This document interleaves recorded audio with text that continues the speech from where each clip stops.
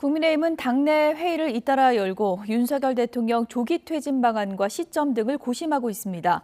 민주당은 내란 특검법과 함께 경찰청장 탄핵안, 감액 단독 예산안 처리 등 전방위 대여 압박을 이어가고 있습니다. 국회 취재기자 연결합니다. 홍민기 기자. 네, 국회입니다. 네, 먼저 국민의힘 상황부터 알아보죠. 오늘 오전에도 당내 분위기가 긴박하게 돌아가고 있죠?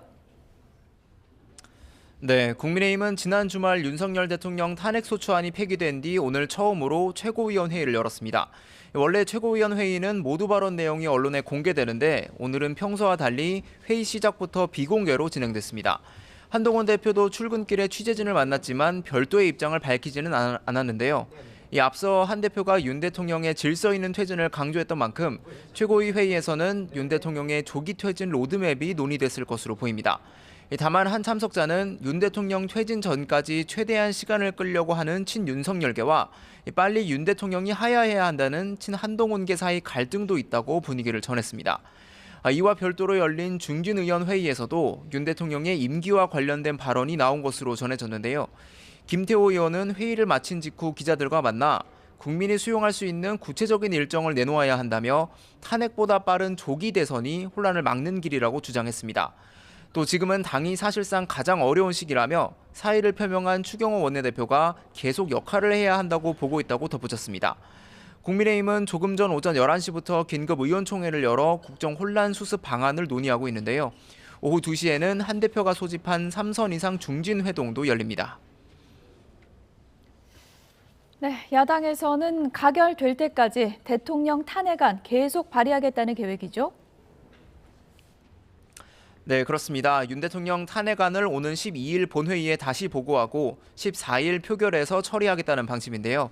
이재명 대표는 오늘 아침 회의에서 정치적 불확실성이 국가 신용등급에 미치는 부정적 피해가 매우 크다며 경제 위기를 강조했습니다. 탄핵은 일시적으로 무산된 것이고 윤 대통령이 경제를 망치지 않기 위해 즉각 사퇴해야 한다고 주장했습니다.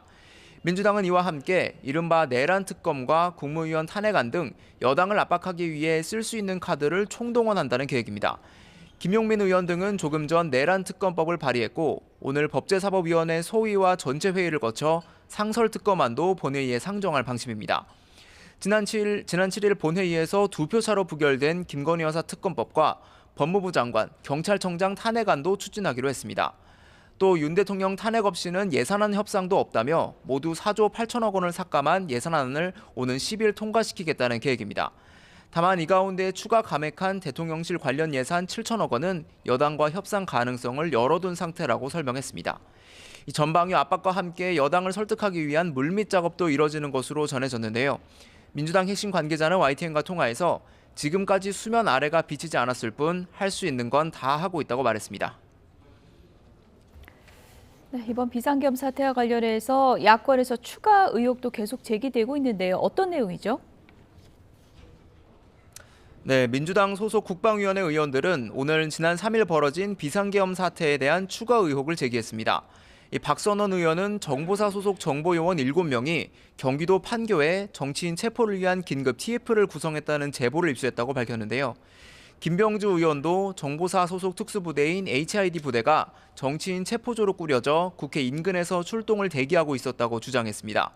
역시 국방위 소속인 박범계 의원은 지난 10월 북한 무인기 의혹과 관련해 우리 군이 평양 상공에 무인기를 보냈고 이는 북한과 국지전을 유도해 계엄을 선포하려는 의도였다고 의혹을 제기했습니다.